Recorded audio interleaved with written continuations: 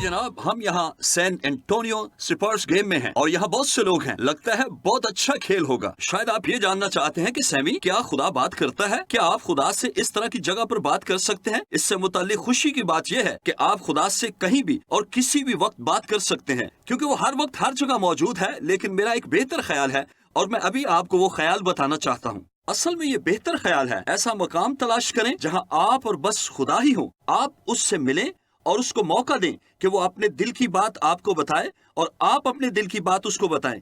ऐसी जगह जहां बराह रास्त खुदा से बात कर सकें और उसकी प्रस्तिश कर सकें।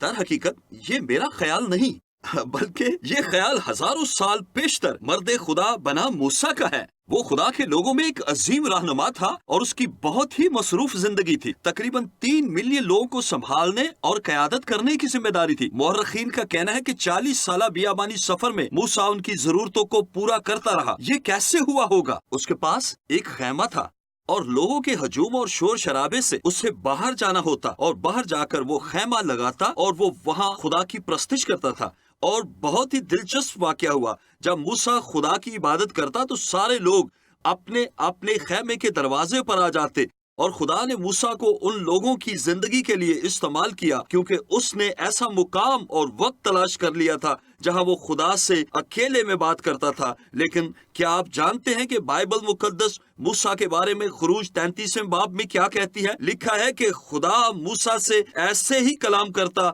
जैसे कोई दोस्त अपने दोस्त से बातें करता है। मूसा खुदा का दोस्त था।